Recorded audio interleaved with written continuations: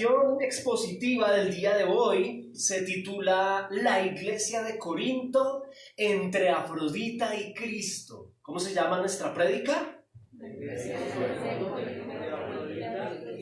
Bueno, muy bien, muy bien. Hay una imagen interesante ahí que tiene un propósito de ser, ¿no? No es al azar, sino que ya vamos a compartir qué significa.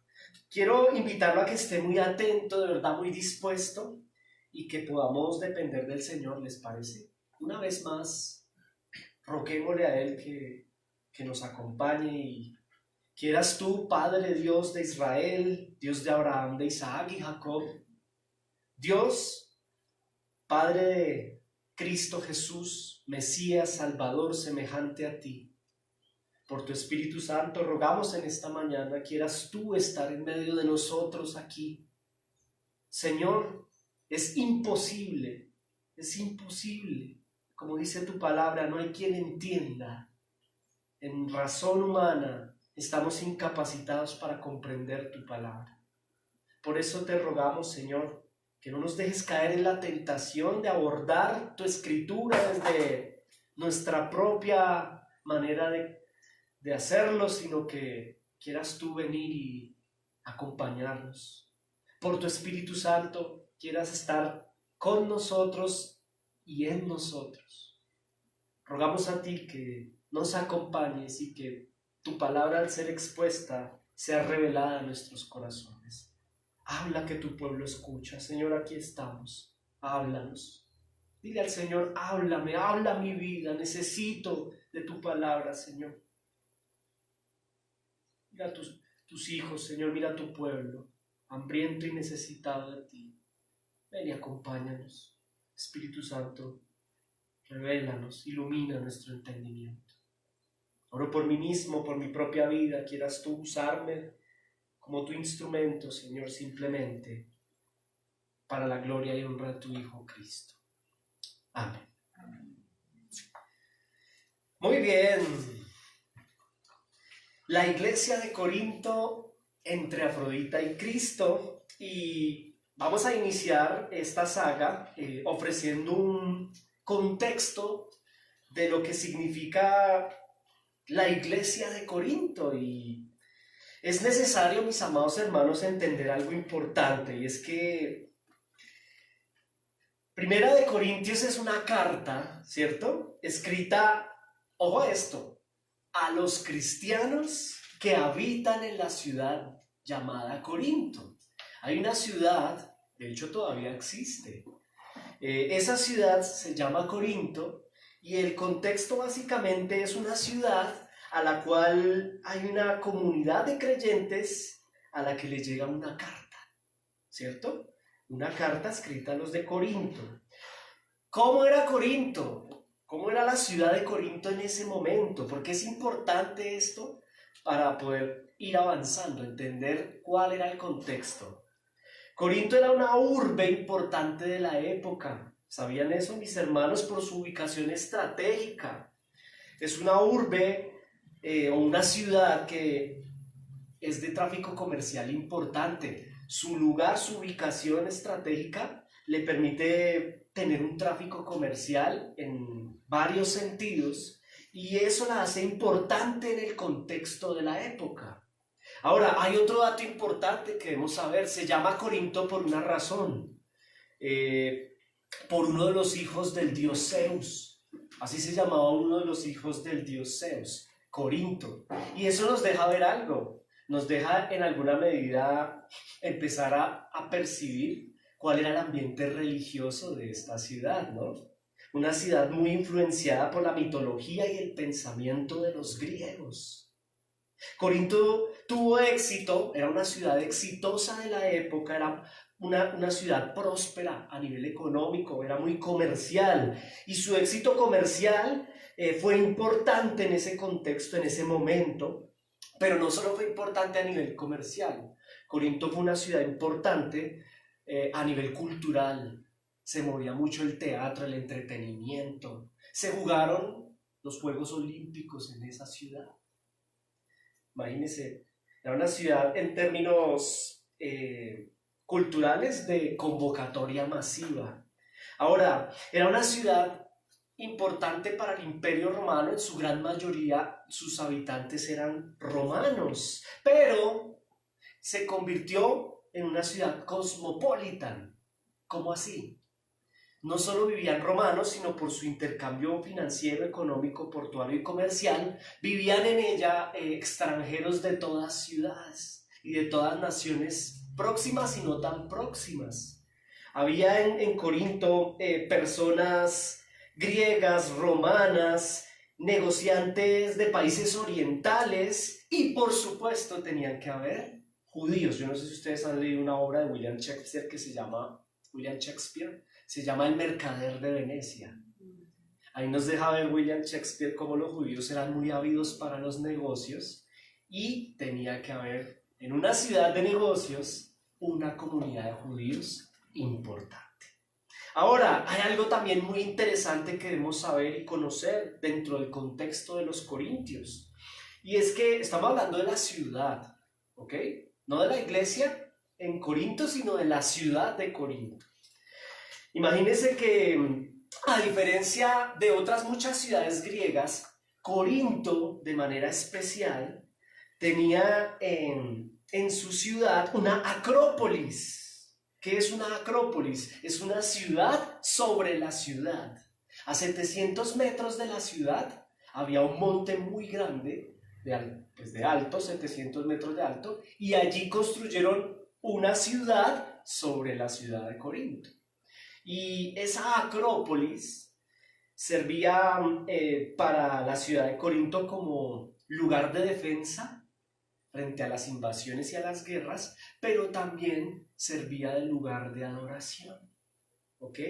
De adoración a la diosa de la época. Los historiadores, en el caso particular de Justo L. González, en el libro Historia de la Iglesia, siglos I al IV, nos cuenta que la ciudad de Corinto contaba con un famoso templo dedicado a la diosa Afrodita, allí en la Acrópolis, que es ese templo que está ahí. Bueno, es parte de las ruinas de lo que quedó del templo.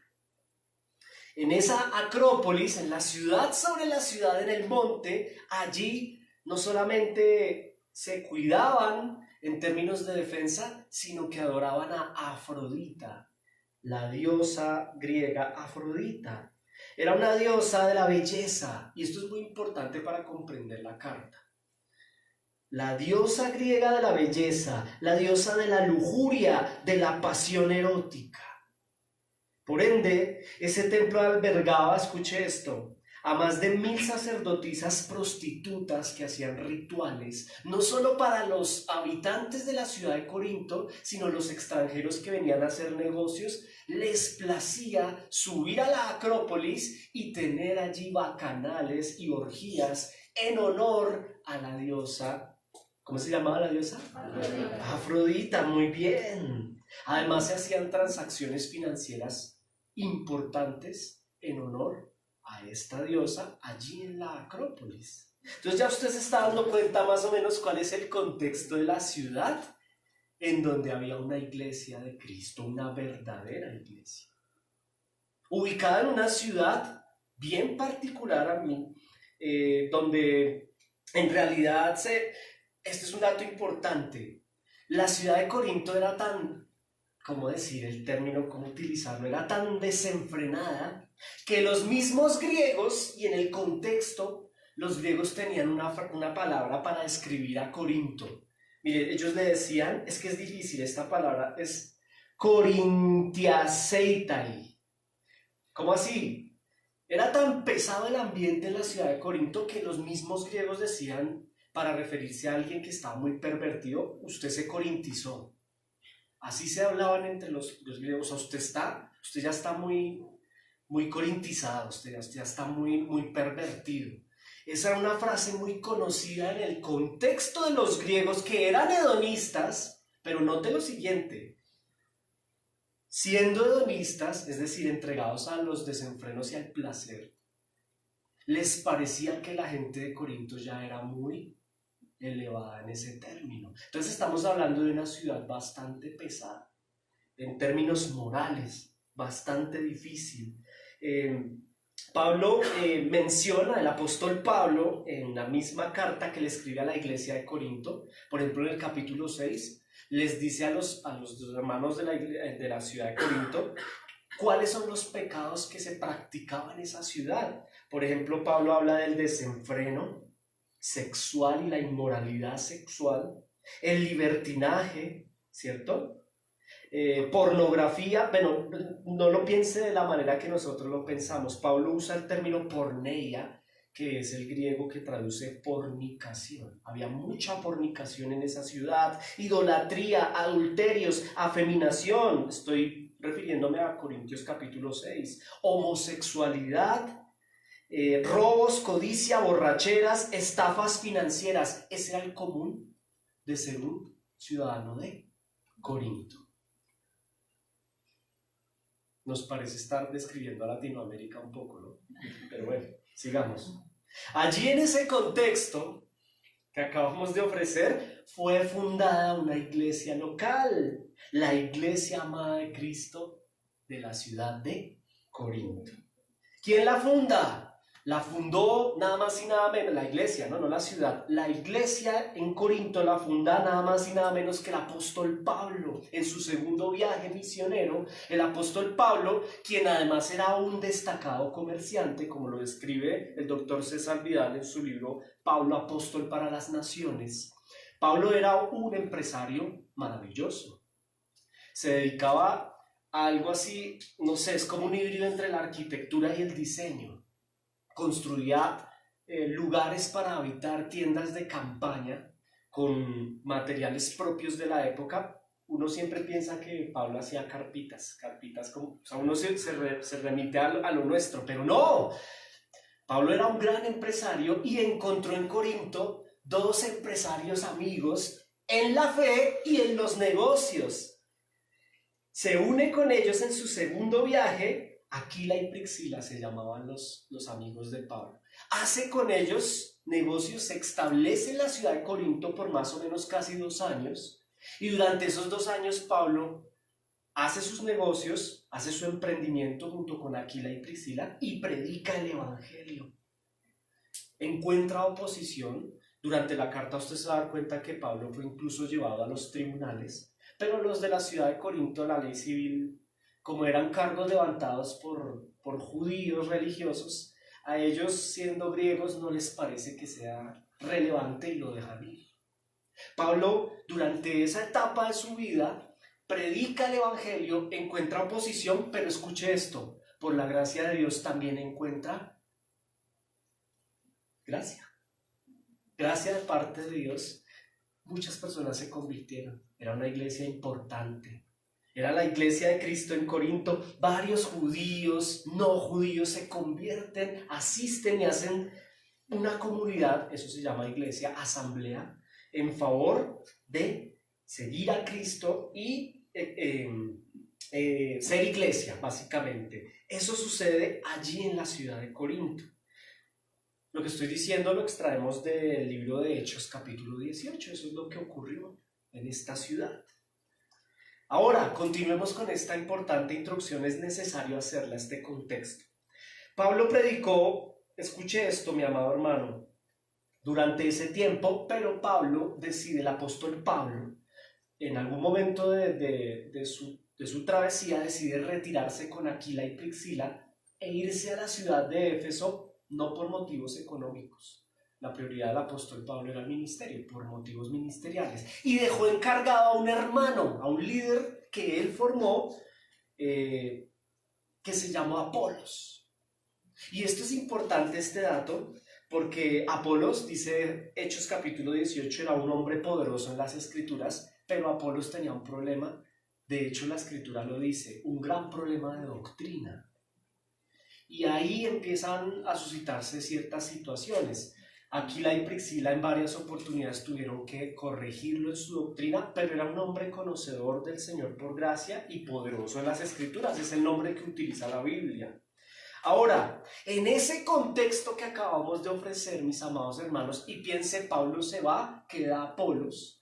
En ese contexto nace la iglesia de Corinto y es que es un contexto lujuria material, el de la ciudad, ¿no? Lujuria sexual, idolatría, depravación, arte, literatura, teatro, cultura popular ligada al desenfreno, las pasiones carnales, el hedonismo. Allí se levanta la iglesia local que presenta un diagnóstico, digamos que con muchos aspectos positivos, pero con unos aspectos, unos problemas determinantes que hacen posible que el apóstol Pablo, ya no estando, decida escribir una carta. La primera carta a los Corintios. En realidad la carta a los Corintios no era una sola, sino que con el paso del tiempo la dividieron. Pero Pablo básicamente desde el exilio decide escribirle una carta a los hermanos, a los cuales él les dedicó tiempo, los evangelizó, les predicó y luego, conforme el paso del tiempo, identificó problemas. Vamos a trabajar el pasaje. De hecho, Pablo lo trabaja y reduce los problemas a dos grandes problemas. No se puede perder los siguientes cultos porque vamos a trabajar esos problemas con mucho detenimiento. Hoy vamos a hacerlo en términos macro. De hoy en 8 días continuaremos puntualmente con cada uno de los problemas. Pero la pregunta sería la siguiente: ¿cuáles fueron los problemas que enfrentó la iglesia de Cristo ubicada en la ciudad de Corinto? Le quiero contar que básicamente fueron dos problemas graves. El primero de ellos, y aquí empiezo ya casi a desarrollar el texto, el primero de ellos, ¿se acuerda que Pablo se fue y quedó Apolos? El primero de ellos fue la división. La iglesia en la ciudad de Corinto se dividió, había desunión. A la salida del apóstol, ellos enfrentaron una división tremenda al interior de la iglesia. No solo una desunión doctrinal, sino fraternal. Apolos sirvió por un tiempo y algunos miembros y asistentes a la iglesia local allá en Corinto desarrollaron una lealtad especial. Yo pensaría más bien en una lealtad tóxica por Apolos, otros por Pablo. Otros dijeron, no, que Pablo ni que Apolos, yo me voy con Cefas, o sea, Pedro. Y otros, los sin iglesia, los sin pastor, perdón, dijeron, no, yo no, ni con ninguno, yo voy con Cristo. Yo no necesito pastor, mi pastor es Cristo, y no querían hacer partícipes, no respetaban al pastor. Otros sí, había un problema de división tenaz, complicado. Y la carta se desenvuelve en esa dirección en primera instancia, que la vamos a trabajar de hoy en 8 días. El divisionismo, ¿cierto? Las dificultades frente a los egos, las fricciones. El ego es básicamente el problema aquí que lleva a la división. La lealtad a unos, la lealtad a otros. Y había un segundo problema determinante aquí, mis amados hermanos, lo cual hace que Pablo tenga que escribir una carta. No solo estaban divididos, sino que había otro problema grave. ¿Recuerda el contexto de la ciudad de Corinto? Del desenfreno en todo sentido. Pues, de hecho, este es el problema más delicado de la iglesia en Corinto. No separarse a sí mismos de la cultura y el estilo mundano de vivir.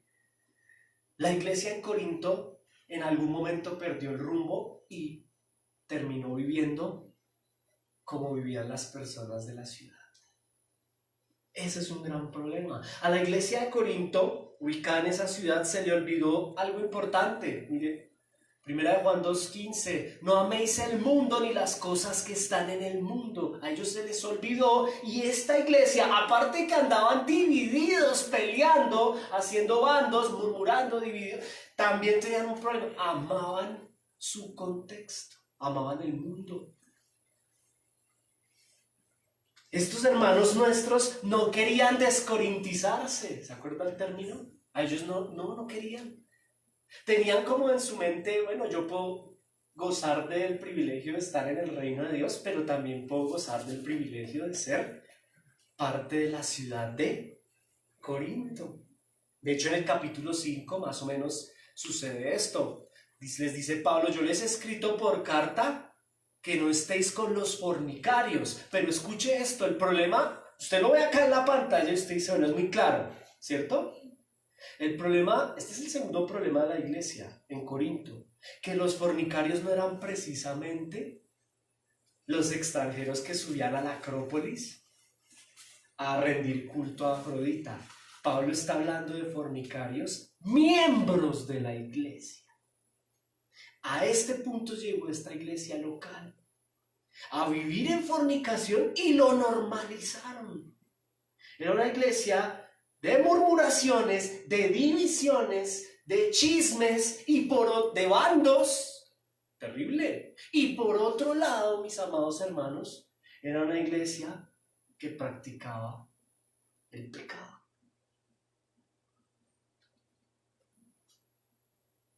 Ese era el contexto de la querida iglesia de nuestros hermanos los corintios. Una iglesia que iba hacia abajo.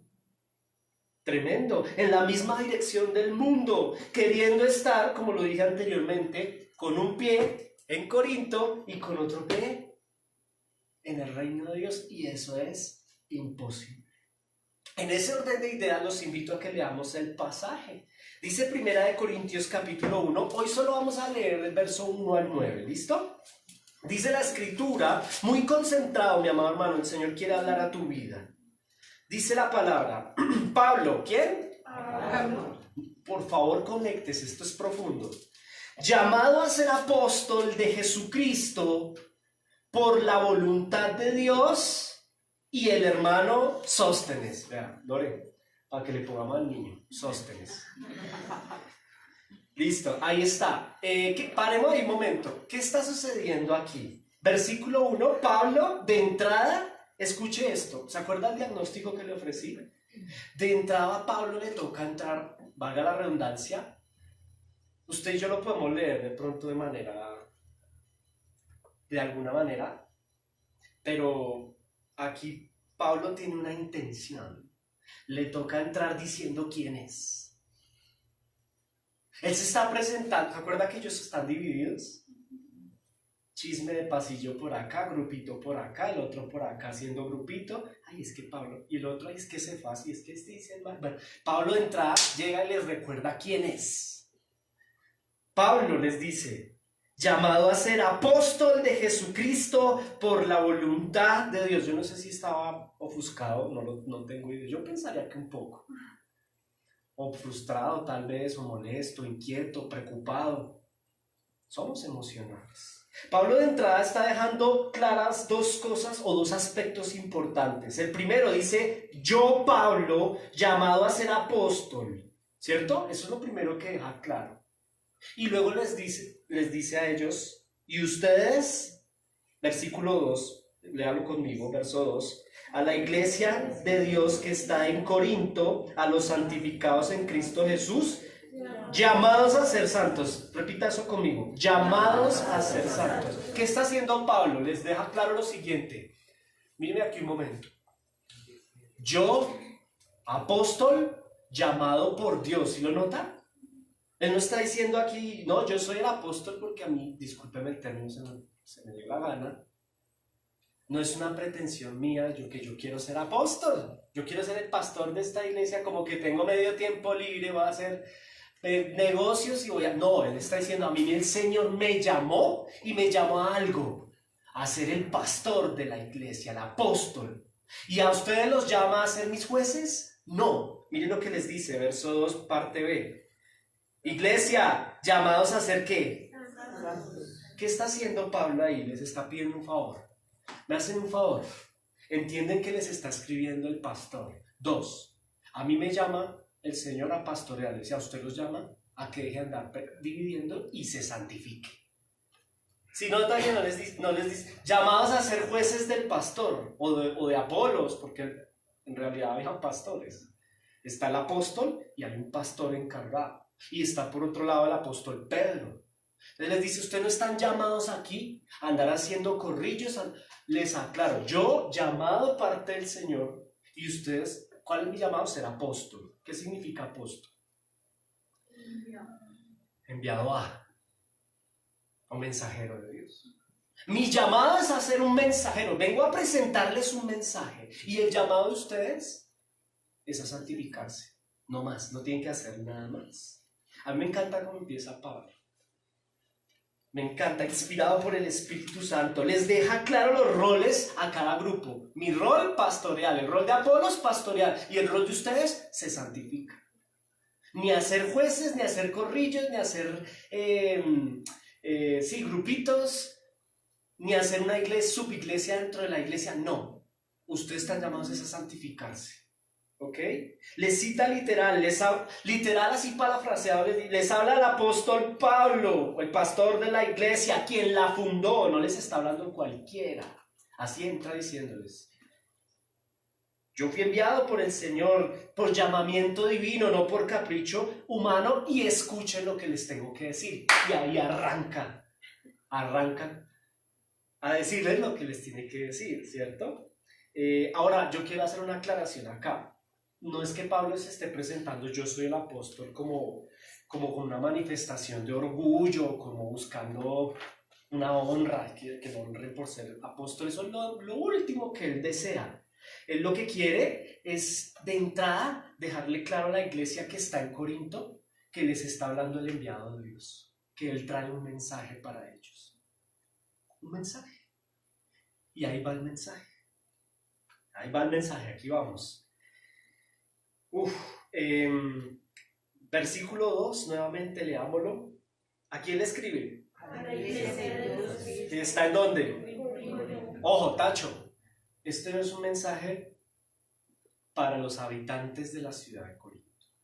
Es un mensaje para la iglesia de Cristo que está en la ciudad de Corinto, ¿cierto? No le está escribiendo a cualquiera, sino a Corinto. Es una iglesia local que tiene unos problemas particulares. No le está escribiendo a la iglesia que está en Éfeso. No, aquí hay unos problemas propios de una iglesia local. A esa iglesia les está escribiendo. Ahora, volvamos a leer, continuemos del verso 2. A la iglesia de Dios que está en Corinto, mire esto es brutal.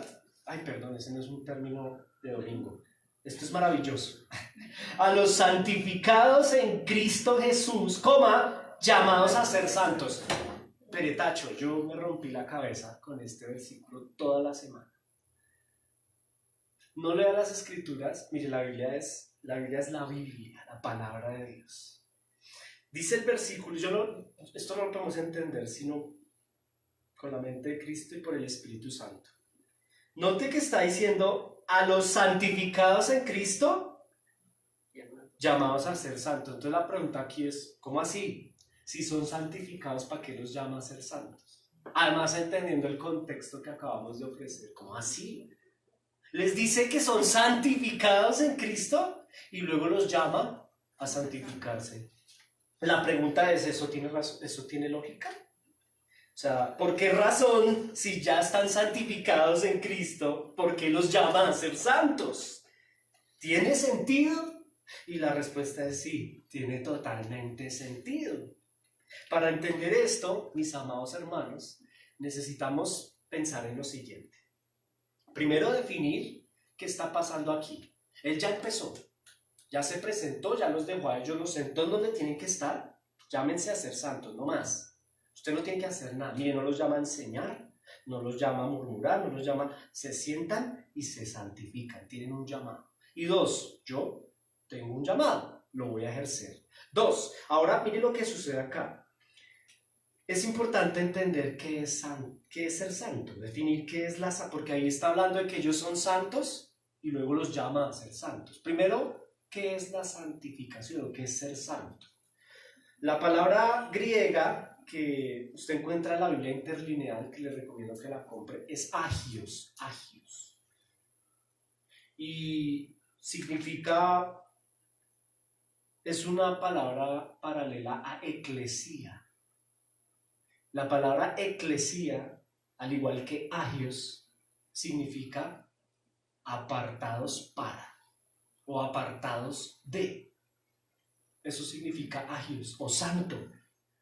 Lo que pasa es que eclesía es una asamblea apartada de. Ojo, note lo siguiente, ¿apartada de qué? Apartada del mundo. ¿Cierto? Eso significa santo, separado, apartado. Es la posición, escuche porque aquí viene la clave para comprender esto. Pablo en el versículo 2 les dice a la iglesia de Dios, ¿cierto? A los santificados en Cristo Jesús. Es decir, que estos hermanos, con todos sus pecados, chismosos, divisionistas, con pleitos, además fornicarios, porque hay dentro de ellos que, más adelante tendremos tiempo para escudriñar lo que está pasando acá. Con todo ello, ellos son santos, llamados a santificarse. Ojo, explico. Agárrese ahí, yo le explico. La santificación es primeramente posicional. ¿Cómo así? La santificación es primeramente posicional. ¿En qué sentido? El genuino creyente, así su proceso sea de infidelidad, gracias a Cristo, al Cristo venir y morir en la cruz, Cristo hace algo maravilloso. Con precio de sangre compra no solamente nuestra salvación, sino que Él compra nuestra condición o la condición de todo creyente, en su condición de santo, ¿cierto? ¿Cómo así? Eso lo explica mejor Hebreos 10:10. Mire la pantalla, por favor. Esta es la voluntad. En esta voluntad somos santificados mediante la ofrenda del cuerpo de Jesucristo, hecha una vez y para siempre. Aquí estamos hablando de santificación en términos posicionales. Es decir, tú y yo somos llamados santos y los hermanos de Corinto son santos en su posición en Cristo. Gracias a Cristo, el Padre no te ve a ti ni ve a los corintios, ve a Cristo que vive en ellos. Por eso son llamados santos. Hay una posición de santificación, ¿cierto? Ahí hay una posición ante el Padre como santos por medio de la sangre de Cristo. ¿Qué hace Cristo cuando muere en la cruz? Separa a los suyos, los que el Padre le dio, los aparta. Y recuerde lo que significa santo: apartado. Por eso el versículo 2 él les dice: los santificados de la ciudad de Corinto. Es como quien compró un título que por derecho posee, pero no lo habita.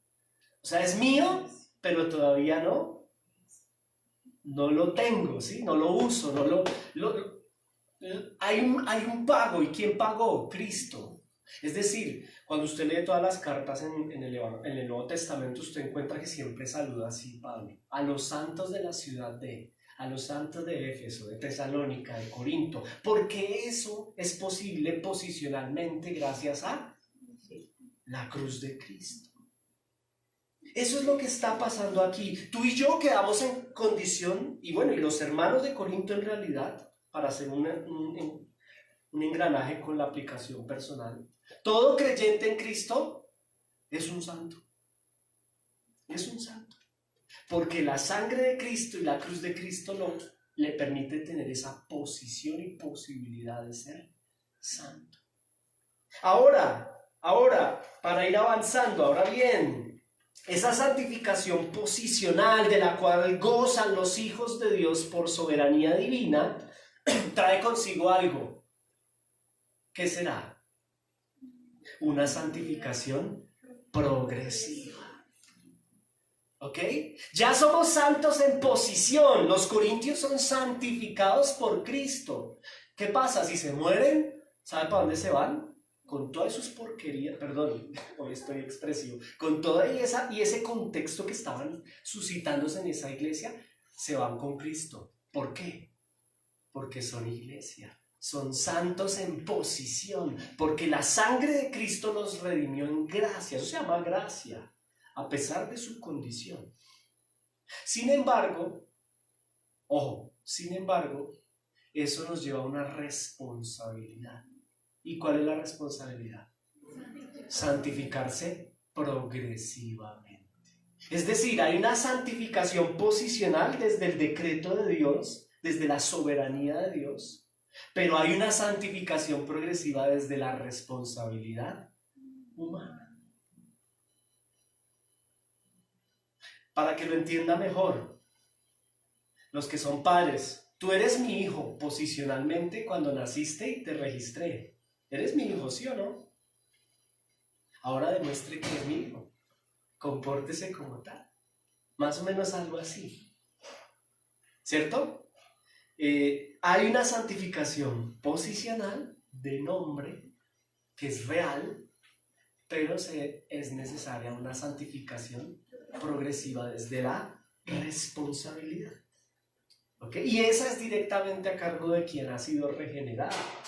Es decir, la gracia otorga santificación posicional, permítame insistir, lo que nos lleva a una responsabilidad en la santificación progresiva de nuestra parte. Quien en verdad es un verdadero creyente, valga la redundancia, llamado de muerte a vida, ha sido santificado en la cruz posicionalmente, y esa persona se santificará progresivamente. Y la palabra progresivo viene de progreso. Es decir, que es un proceso. ¿Y es un progreso en qué sentido? Si habláramos en términos estadísticos, si usted viera un diagrama, ¿cómo se llama eso? Sí, como un... Sí. Eso tiene un nombre técnico. Pero la curva iría, si es progresivo, iría ¿en dónde? En ascenso. Y ese es el segundo problema de la iglesia de Corinto, que su santificación, en vez de ser progresiva, va para abajo, como el dólar. Ah, no, el dólar va para arriba. Como el peso colombiano, va para abajo. Hay un problema. Y por eso Pablo dice, no, aquí hay que exhortar. La carta a Corintios es una carta de exhortación y disciplina eclesial. Por gracia son salvos, fueron bendecidos. Estando muertos se les dio vida y se hicieron santos posicionalmente, pero ustedes progresivamente no están mostrando ningún tipo de resultados. Ese es el gran problema de la iglesia de Corinto, que está re lejos de su santificación progresiva. E insisto, como la salvación no es por obras, sino por gracia. Los que creen que la salvación es por obras, mandarían al infierno a todo Corinto. Todos estarían condenados. Gracias a Dios que la salvación es por gracia, no por obras. Ellos son santos y si se mueren, permítame insistir, algunos de ellos debieron haber muerto, están con el Señor por la obra de Cristo. Pero no fueron responsables en su santificación progresiva. Ahora algunos dirán, entonces no son iglesia. Permítame contradecir, la palabra nos deja ver que sí lo son. Mire lo que dice el verso 2c. Llamados a ser santos con todos, escuche esto, con todos los que en cualquier lugar invocan el nombre del Señor. ¿Eso a quién lo incluye? A usted y a mí. También estamos llamados ¿a qué? A ser santos. Tú y yo también tenemos un llamado. ¿Qué es un llamado? Mauricio me está llamando. ¿A qué me llama? A ser santo. Ah, bueno, tengo que ser santo, apartarme. Posicionalmente Cristo me apartó ¿de qué? ¿Usted sabe que lo apartó Cristo a usted y a mí y a los corintios? De la ira del Padre. O sea, Él nos apartó para que el Padre no derrame su ira sobre nosotros. Eso se llama ser santo, apartado. Pero ahora, esos a los cuales recibieron ese regalo de gracia tienen una responsabilidad. Y estos personajes de la ciudad de Corinto recibieron un regalo de gracia. Ah, bueno, gracias. Y lo que están haciendo es como, pues, igual vivo mi vida como la vivía antes. No se quieren descorintizar. Y eso es un gran problema. Ahora Pablo los pone en el nivel de otras iglesias. Eso hace un buen profesor. Hay las comparaciones, no, las comparaciones son buenas. Él los está poniendo al nivel no de otra iglesia puntual, de todas las iglesias. Todos están llamados a ser santos. Ahora, ¿usted cómo está frente a eso? Kelly PH. Frente a eso, hay que pensar en lo siguiente. Pablo los está poniendo a un nivel de iglesia en general, en términos generales. Avancemos, mis amados hermanos. Note que esa frase en la parte del verso 2c, en la parte del verso 2, la parte C, él les dice a los llamados a ser santos, con todos los que en cualquier lugar invocan el nombre de nuestro Señor Jesucristo. ¿Señor de quién? De ellos y nuestro. O sea que sí son iglesia. ¿Sí se da cuenta? O sea, aquí estamos hablando de secta. Pero Mauricio, si es que están en fornicación, como lo dice el capítulo 5 de Corintios, si a usted la casa lo leerá. Adulterio, fornicación, no pueden ser iglesia, Mauricio, eso no son iglesia. Sí son iglesia. El Señor los ve como iglesia. En la práctica son unos pecadores notorios, pero en cuanto a su posición son santos.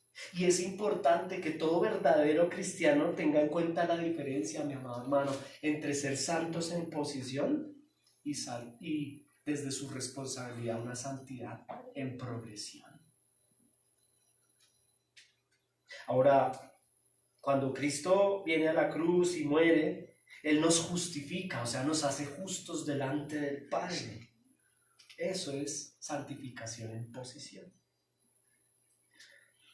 La iglesia de Corinto, la iglesia de la ciudad de Corinto tiene un gran problema entre muchos, y es que su progresiva santificación no es progresiva, es depresiva. Algunos presidentes o diplomáticos, en términos políticos, no se portan políticamente correcto, pero seguirán siendo diplomáticos y presidentes. Y lo mismo le pasa al cristiano. Hay cristianos que no se portan como cristianos, pero siguen siendo posicionalmente cristianos. No es el caso, es que Corinto es tenaz porque siguen siendo cristianos, pero no se están portando y conduciendo como cristianos. Ahora, acompáñenme al verso 4 al 7, 4 al 7. Claro, pero leamos el 3 también. 3, 4, 5, 6 y 7. Mire lo que dice el 3. Gracia y paz a vosotros de Dios nuestro Padre y del Señor Jesucristo. ¿Cierto? Gracias doy a mi Dios siempre por vosotros, por la gracia de Dios que os fue dada en Jesucristo. Mire, Tacho, note cómo están introduciendo, como un buen pastor, destacando primero lo positivo. ¿Y qué puede destacar positivo de ellos? Pues nada, destaca la gracia, más bien lo positivo de Dios en ellos, que es su gracia, ¿cierto? Pero los ratifica como iglesia. ¿Sí lo nota? Los ratifica como iglesia.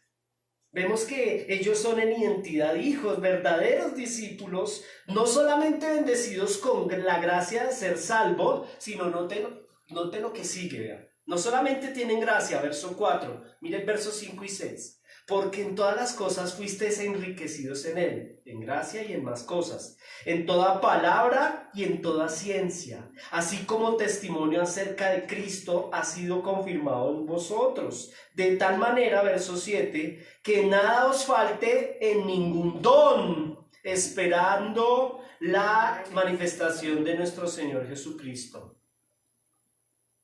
Tacho, ¿son iglesia o no son iglesia? Sí lo son. No solamente recibieron gracia, los aspectos positivos, sino que recibieron los dones del Espíritu Santo. Entre ellos la palabra de ciencia y la sabiduría. Para tener los dones del Espíritu Santo se necesita haber sido regenerado. O sea que estas personas se han nacido de nuevo y tienen dones. ¿Sí lo notan? Recibieron gracia, recibieron dones, recibieron al Espíritu Santo, recibieron el nacer de nuevo. Ahora ahí comprendemos y podemos entender que definitivamente sí son una verdadera iglesia. Pero y continúa, mire el verso 8, versículo 8, el cual también os confirmará hasta el fin, para que seáis irreprensibles en el día de nuestro Señor Jesucristo. Él les está prometiendo algo, les está anunciando algo. el Señor los va a hacer irreprensibles. El que empezó, Filipenses lo dice, el que empezó la buena obra en nosotros, de hecho está aquí, vea, Filipenses 1:6, estén convencidos, más o menos, estén convencidos de algo, precisamente, que el que empezó la buena obra en vosotros, la perfeccionará. ¿Qué está sucediendo acá, mis amados hermanos? Básicamente, Él les está exaltando lo positivo, ¿cierto? La obra de Cristo, la gracia de Dios sobre sus vidas, está reconociendo que tienen dones, que son verdadera iglesia, no por sus obras, por la gracia de Dios, para luego entrar a confrontarlos con su diagnóstico y su situación, la situación que se está suscitando con ellos, que es básicamente una interacción en el contexto en el cual ellos están viviendo, un contexto de pecado, un contexto de pecado. Versículo 9, fiel es Dios, y eso que me deja ver, que ellos son infieles, pero fiel es Dios. Ustedes son infieles, pero Él es fiel, por lo cual fuisteis llamados a la comunión con su Hijo, Jesucristo nuestro Señor. ¿Qué es comunión? Unión, unidad. Él les exhorta y les dice, ustedes están llamados a tener una unidad con Cristo. Ahora, ¿con quién la están teniendo? Ese es el punto. Ese es el punto. Desde la soberanía de Dios hay una gran obra maravillosa en ellos que será culminada sí o sí, ustedes o no, porque no se trata de sus obras, pero desde su responsabilidad ustedes están rajados, les dice básicamente. Por cuestiones de tiempo no podríamos seguir avanzando en el texto, ¿cierto? Pero, o desarrollando el texto, pero con la introducción que hemos ofrecido, podemos identificar los dos problemas mencionados. La manera como se presenta Pablo, dejando claro quién es, nos deja ver que hay divisionismo. Y la manera como les presenta la soberana bendición y la soberana gracia de Dios en ellos, nos deja ver que también hay una gran responsabilidad que ellos no están asumiendo. Persona, Él sí es Dios, pero ustedes no lo son. La iglesia de Corinto está entregada completamente al divisionismo desde su responsabilidad, o más bien desde su irresponsabilidad, y a la práctica de hábitos pecaminosos. Están viviendo como personas del mundo. Y aquí podríamos entrar a la aplicación personal, mis amados hermanos. La pregunta es, ¿cómo estamos nosotros ahora como iglesia local frente a los corintios? Así como Pablo lo hace con ellos, los eleva al nivel nuestro, ahora nosotros nos elevamos al nivel de ellos o nos comparamos con ellos más bien. ¿Cómo está nuestra iglesia local frente a estos dos aspectos introductorios? Frente al divisionismo y frente a la responsabilidad de santificarnos en cuanto a nuestro entorno cultural. Aquí es donde el Señor quiere hablarnos, a nosotros como Iglesia Santa Gracia. ¿Sabe que no solo le pasó esto a Corinto, sino que nos puede estar pasando a nosotros? Y sabe que no solo le pasó a Corinto, a los de Corinto, no solo nos pasa a nosotros, sino que le pasó algo similar a los de Colosas. Mire esto. Algo parecido. Colosenses 3:5, haced morir, dice la Escritura, lo terrenal en vosotros. Si él le dice esto a los de Colosas, es porque le está sucediendo. Fornicación, impureza, pasiones desordenadas, malos deseos y avaricia, que es idolatría. Y aunque el propósito del día de hoy no es hablar de los colosenses, sí lo traemos a acotación porque son problemas semejantes. La iglesia de Colosas y la nuestra, mis amados hermanos. La aplicación personal de este pasaje o práctica va en la siguiente dirección el día de hoy. En la dirección de la pantalla que está viendo usted en este momento. Y en la dirección de la introducción que hicimos sobre 1 Corintios. Es necesario, mis amados hermanos, que entendamos dos cosas. La primera, ustedes y yo, si creemos en Cristo verdaderamente, si hemos recibido el don de la fe, ustedes y yo somos santos posicionales. Usted es un hijo de Dios por medio de la fe en Cristo. Y eso es irrevocable. Los dones son irrevocables. Posicionalmente la sangre de Cristo no es en vano. Pero, la pregunta es, ¿estamos viviendo bajo esa posición de santos que el Señor compró? Y la respuesta, mis amados hermanos, amorosamente es no. Hay pecado en la iglesia. Y acuérdense que estoy en la etapa práctica, y así como Pablo amorosamente exhorta a la iglesia de Corinto, mi labor en esta mañana es amorosamente, con mucho cariño y respeto, exhortar y motivar a la iglesia a la santificación progresiva. Así como en Corinto, en Colosas, aquí en Pradera, yo hablo como pastor de esta iglesia, yo sé que cada pastor tendrá su responsabilidad, y como pastor de esta iglesia, siendo yo también un miembro de la misma, soy consciente de que el Señor nos llama hoy domingo a la santificación progresiva. Este es un llamado de atención introductorio para nosotros como iglesia local a empezar a ser responsables con nuestra santificación progresiva. Usted se va a morir y yo, y nos vamos a ir al cielo por gracia, pero ¿qué le vamos a llevar al Señor? ¿Qué galardones nos vamos a hacer merecedores si no estamos teniendo y asumiendo nuestra progresiva responsabilidad de santificarnos? Hay pecado, así como en Corinto y en Colosas, hay pecado en esta iglesia local. Y mire lo que nos dice el Señor, anótelo. El Señor habla tiernamente a nuestra iglesia a descorintizarnos también. Dígase a sí mismo, descorintícese. Eso suena raro, pero es real. Hay que descorintizarnos. Muchos de nosotros estamos viviendo. ¿Cuál es la diferencia? ¿A usted no le ha pasado que a usted le pregunte, ¿usted es cristiano? Que a uno le digan eso es grave. Ay, usted es cristiano, yo no sabía. Si a usted le ha pasado eso, usted necesita descorintizarse. Porque el mundo no está notando absoluta diferencia. Ahora, yo he escuchado tremendo a personas que dicen, no, usted es cristiano. No, los cristianos son peores que la gente que no es cristiana. Así hay gente que dice. Y eso es triste. ¿Sabe por qué? Porque está sucediendo lo mismo que en Corinto. El contexto griego dice, está corintizado usted, y eso le está pasando a la iglesia. Y es grave. Note lo siguiente, hagan morir, diga conmigo, hacer morir. ¿Qué es hacer morir?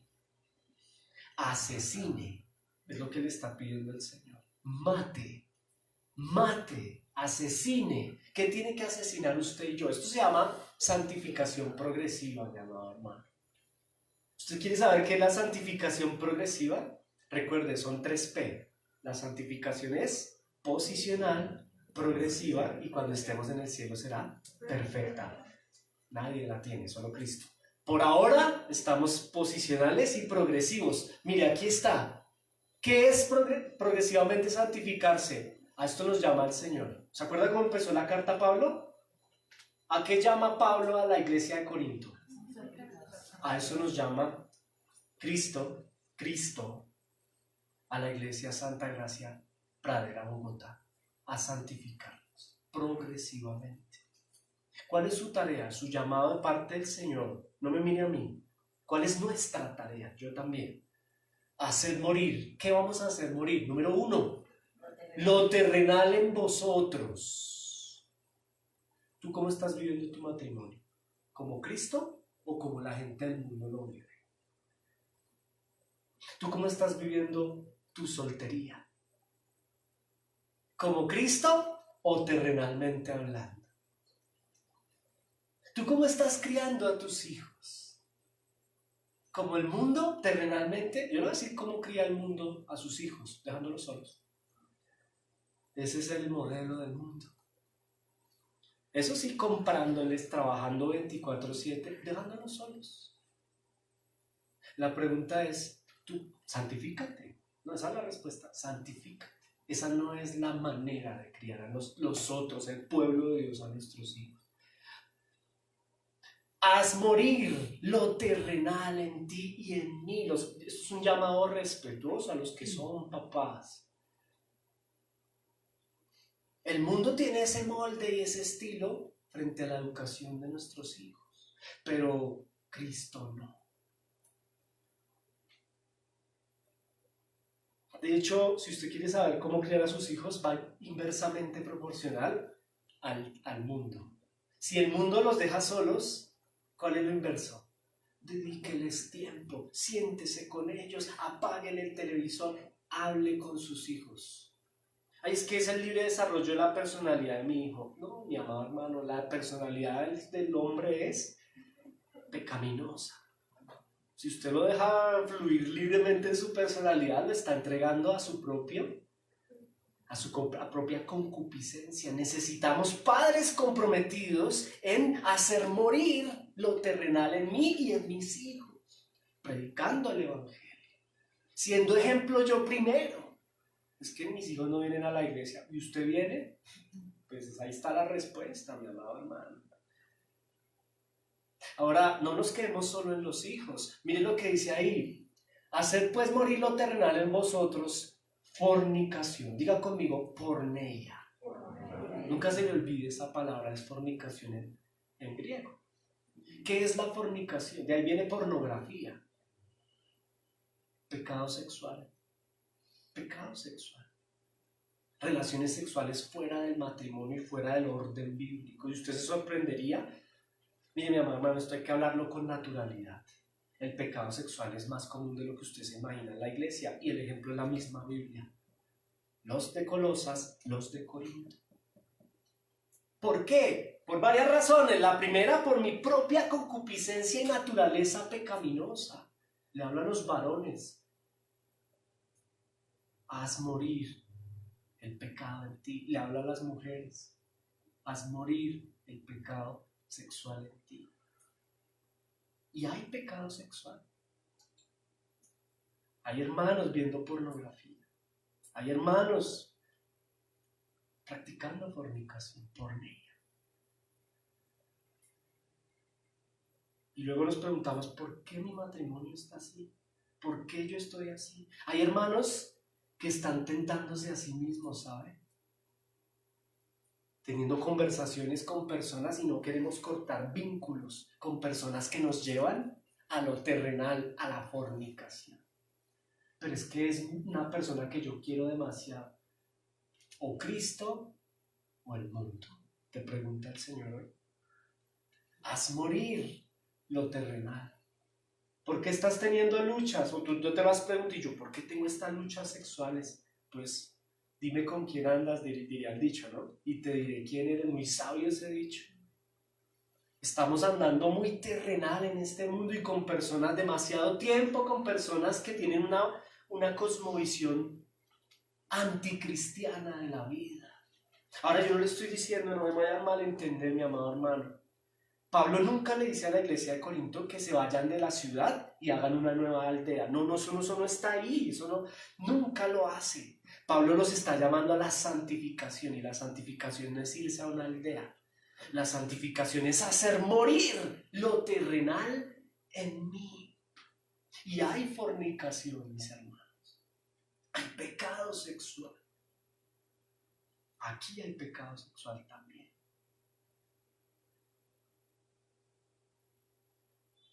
Ahora, escuche esto, pecado sexual no solo consumado. Alguien dirá, bueno, yo no. En nuestra mente. Consentido. Preservado secretamente. Hace no mucho tiempo, el año pasado, un pastor Reforma muy famoso, no vamos a decir nombres, después de muerto, me aparecieron semejantes escándalos. Está en el cielo, por la gracia de Dios. Después de muerto, las prostitutas a las cuales él frecuentaba hablaron. Y ahorita la iglesia que él pastoreó por tantos años tiene un dolor en su corazón. El pastor se murió. Y cuando se murió no se sabía nada. Siempre lo tuvieron en alta estima. Después de muerto, mi amado hermano. Y están suscitándose una crisis muy dura con esta iglesia. Ahora, hablo a los que aspiran al liderazgo. Hablo a los varones y mujeres que quieren servirle al Señor. Santifíquense, hagan morir lo terrenal y el pecado sexual de sus vidas. Y en esta iglesia de Santa Gracia no vamos a tolerar, no lo toleramos, que tenemos que cuidarnos, mis hermanos. No podemos normalizar, porque ese fue el problema de la iglesia de Corinto. Normalizar la situación. Yo me preguntaba estudiando esto, ¿y Apolos qué? O sea, ¿qué pasa con Apolos? Semejante iglesia y tenaz que haya un pastor y tenga que llegar otro pastor, bueno, el apóstol, y hablar a la iglesia porque el pastor Apolos, ¿qué pasó, mijo? Se le salió de contexto el tema. Y eso es lo que estaba sucediendo acá y no nos puede suceder acá. Mis amados hermanos, vacunémonos contra estos males. Hagamos morir lo terrenal. La fornicación, mis amados hermanos, piensen en los Corintios, en los de Corinto. Pastor, pero es que nosotros crecimos desde chiquitos subiendo a la montaña a la diosa, ¿cómo se llamaba? Afrodita. Esa es mi cultura. Ay, mi amado hermano, tu cultura y tu identidad es Cristo. Eso es lo que les está diciendo Pablo. Ay, pero es que en mi cultura, y yo lo digo porque puede que nos esté pasando aquí, pero es que en mi ancestralidad, ay hermano, su ancestralidad, mi ancestralidad, nosotros somos una nueva naturaleza en Cristo. Pero es que son mis raíces, pastor. No, tus raíces, analiza tus raíces si lo quieres ver desde ese sentido. Analice nuestro mestizaje y nuestras raíces y verá que no hay mucho de bueno en términos respetuosos y en términos más bien espiritualmente hablando. No hay mucho de positivo. El Hijo de Dios, el creyente, tiene una nueva naturaleza. Las cosas viejas pasaron y todo es hecho nuevo. Y el problema de Corinto es ese, no entender que lo viejo pasó. Esa diosa que tú adorabas y esas prácticas de fornicación en ese templo pasó. Ese dinero, esas transacciones, esos negocios, todo eso que hacíamos, eso ya no lo hacemos.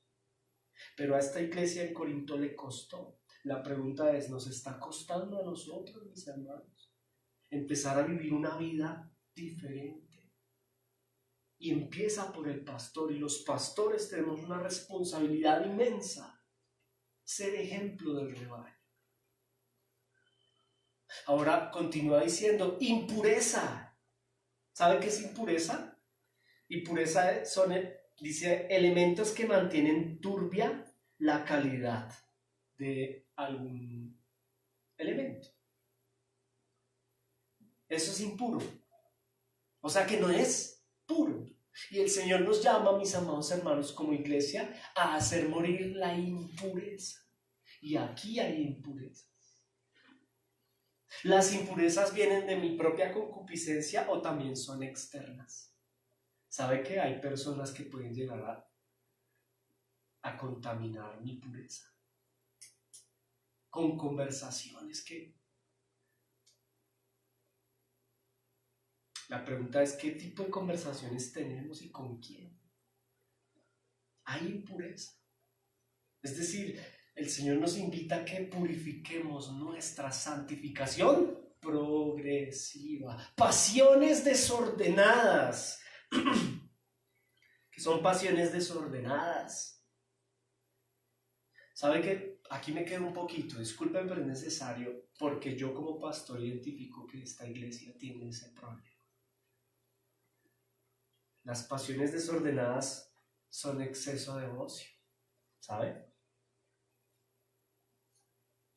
Pereza, indisciplina. Y aquí, en este contexto, tenemos problemas serios de pereza. El ocio no es malo, ¿sabe? Es necesario un rato de ocio. El problema es el exceso de ocio. Y cuando hay exceso de descansar es necesario. De hecho, es necesario descansar. Hay un día para ello. El problema es que hay un exceso de ocio que nos está llevando a la pereza. Pereza para orar, pereza para ser devocional, pereza, indisciplina. Aquí, esos son pasiones desordenadas. La indisciplina es falta de disciplinas, de organización en la vida. Lo hablábamos con los estudiantes del miércoles. Ese es el problema, el gran problema del cristiano, la indisciplina. En los roles. Cuando hay indisciplina no hay comida en la casa, no hay camas tendidas. Discúlpeme que sea tan puntual, pero es necesario. No huele rico la casa. Y queremos tener mascotas. Más disciplina tienes que tener.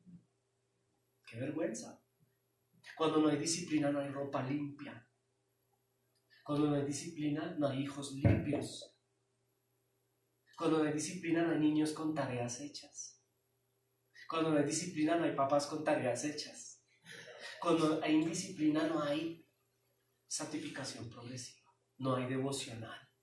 No hay oración. No hay ayuno. No hay frutos. Mis amados hermanos, las pasiones desordenadas son todo lo contrario a la disciplina, el orden. Y el Señor nos llama a esto como iglesia, mi amado hermano. El desorden es ausencia de orden. ¿Y sabe qué dice la Biblia, mi amado hermano?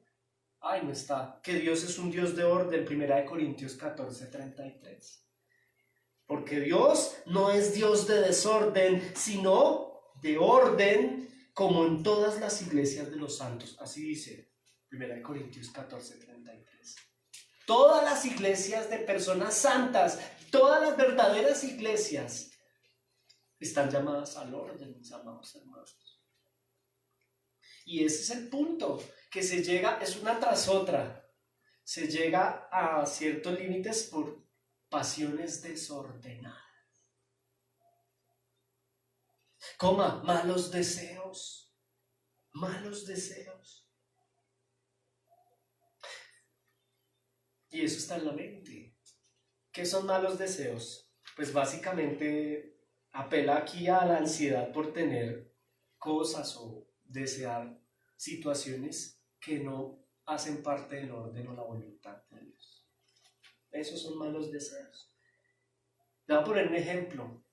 Ay, es que yo deseo trabajar todo el domingo.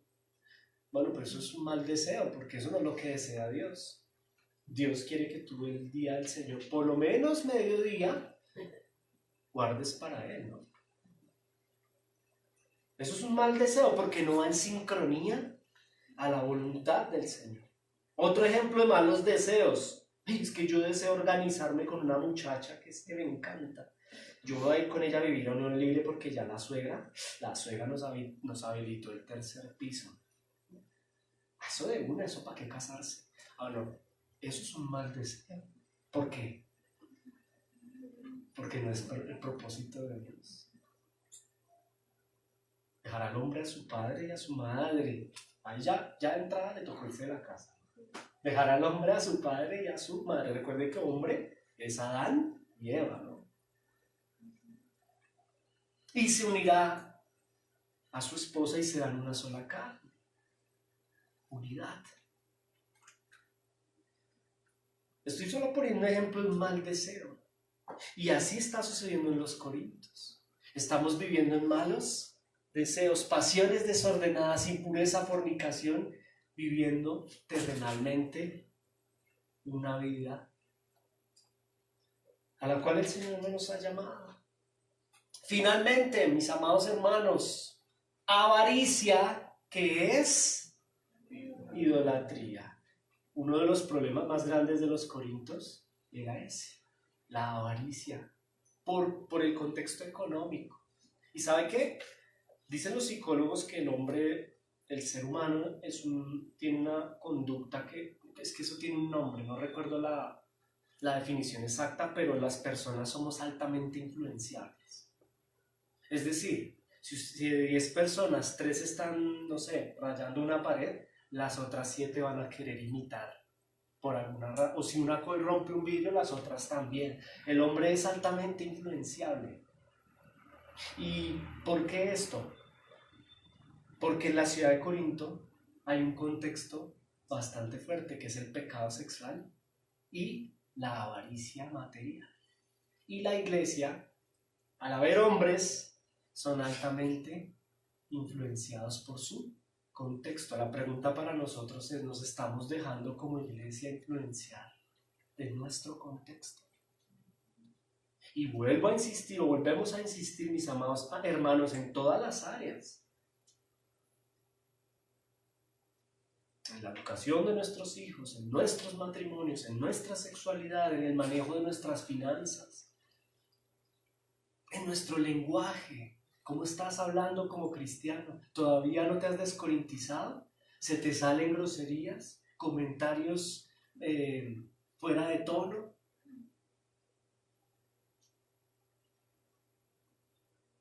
Es tremendo saber que en el mundo hay una avaricia por lo material. Han aparecido estafadores, pirámides, monedas de no sé qué de la otra, y hay cristianos que todavía no se han descorintizado y creen que se van a volver ricos así, cayendo en las trampas del mundo, perdiendo el tiempo, dando vueltas en el desierto, anhelando, codiciando y deseando todo lo que precisamente el Señor nos llama a aborrecer. Mis amados hermanos, al final todo esto es idolatría. Diga conmigo, idolatría. ¿Qué es idolatría? Tener otro Dios que no sea Cristo. ¿Y qué es tener otro Dios que no sea Cristo? A lo que tú, piensa en esto, a lo que tú le dediques más tiempo que a Cristo, ese es tu ídolo. La primera carta a Juan, o creo que la primera, él termina diciendo, hijitos, no tengáis ídolos. Y eso nos dice el Señor en esta mañana. ¿A qué le dedicamos? Pueden ser mis hijos, puede ser yo mismo, ¿no? Mi propio cuerpo. La diosa de Corinto que se llama Afrodita es la diosa griega que representa la belleza. Y esa diosa está presente todavía. Y las mujeres y los hombres del mundo, no solo las mujeres, en el contexto terrenal, adoran a Afrodita y le rinden culto a la belleza física.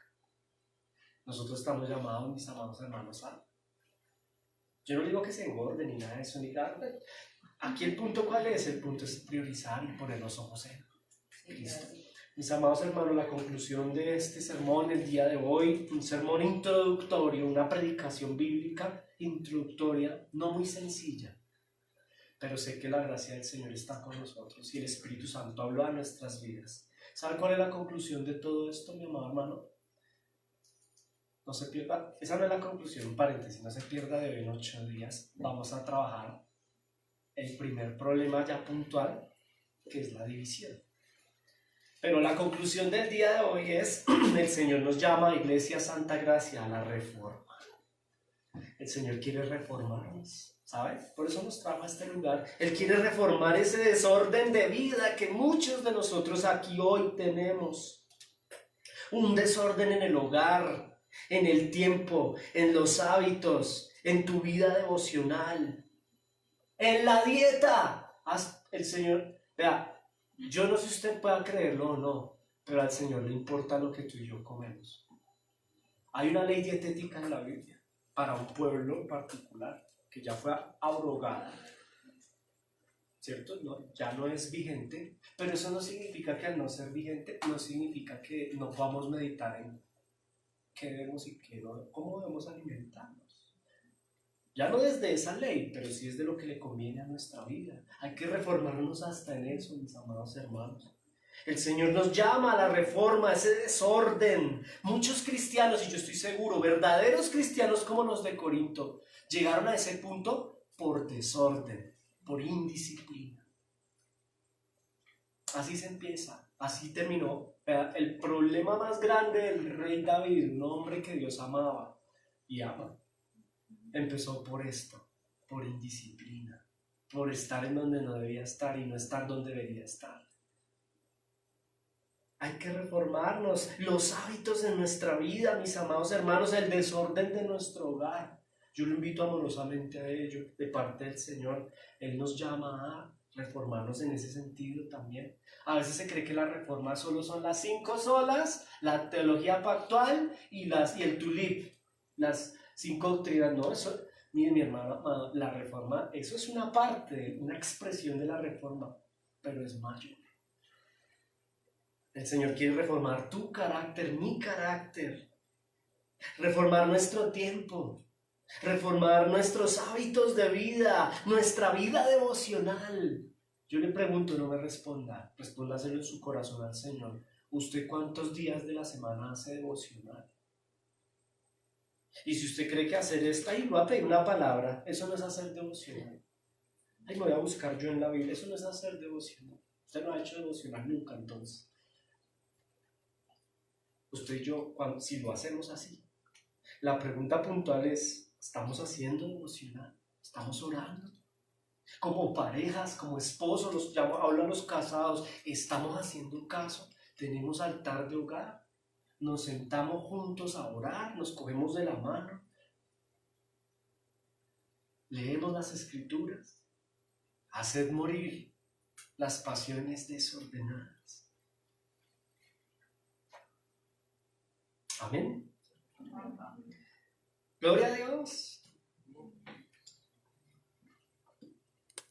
Excelente predicación.